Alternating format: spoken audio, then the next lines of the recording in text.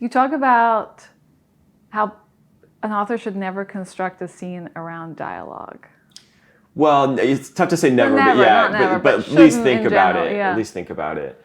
And why is that? I think we've been really internalized movies and TV Yeah, that's shows what- yeah. and, as we write, and so when we envision scenes, often what we're seeing or hearing are the characters talking to each other, and I think it's a really dangerous approach because for a couple different reasons. One, if it's all just dialogue, we're not getting the other cues that are so important for us to be able to contextualize a scene.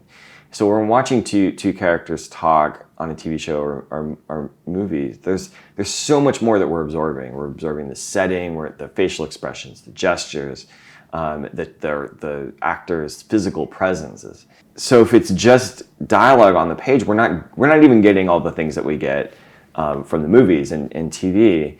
Let alone that novels tend to be more interior and more about the sort of internal desires and motivations to a deeper degree than movies and TV shows are, because those are on the surface, whereas in novels we can literally delve into people's heads in a much more intimate way than is possible in those other mediums. So I always push authors, even if you have a dialogue-oriented novel, to provide those details so that the reader can situate themselves in the scene, picture what's going on, see the gestures, get the presence, make sure that all of that nuance is there. I think one of the biggest things I see when I'm editing authors' manuscripts is just not enough physical description to like put us in the scene. And sure, don't go on forever, and if that's important to you, and you don't have to be one of the 19th century authors who were paid by the word and had 2 pages of description for everything, but at least set the scene.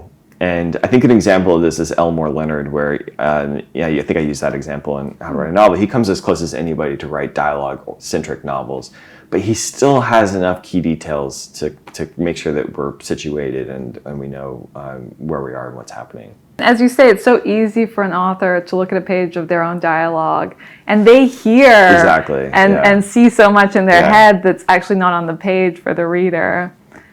And it feels so flat and totally.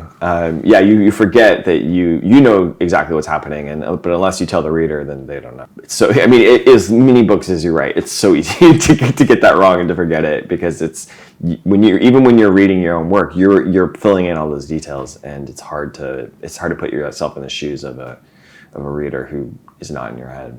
Yeah, and talking about internalizing. As you put it, the thousands of hours of movies and TV shows that we've immersed ourselves in our entire lives. Yeah. You say that a lot of us tend to, in other ways, also write cinematically. Mm-hmm. And do you kind of want to talk about how we can bring in the other senses that in exposition as well? And, I mean, I think thinking cinematically is great. I mean, one of my very favorite plot framework books is Story by Robert McKee, which is a screenplay book. And I think that TVs and movies have done an incredible job of pushing plot forward and sort of tightly constructed but nuanced but interesting stories. And I think it'd be naive to not adapt novels and with that in mind, because that's what the readers' expectations are shaped by that as well. But as you think cinematically, I think it's so important to think not just in terms of what characters are saying, but much more about what characters are doing. And making sure that things aren't just talked through, but if it can be handled through action or gestures or movement, it's so much more interesting than just sitting and watching 2 characters talk about something in this amount of time.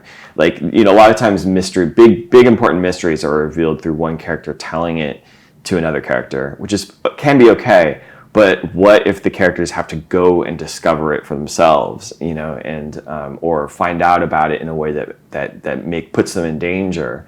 And I think Harry Potter is a great example of this. I think J.K. Rowling does a fantastic job of not just having Dumbledore sit Harry down and tell him a bunch of information that he needs to know, but instead they have the pensive, and Harry gets to go and see it for himself, or he sees some things because of the invisibility cloak, and so there's a little element of danger. And so making exposition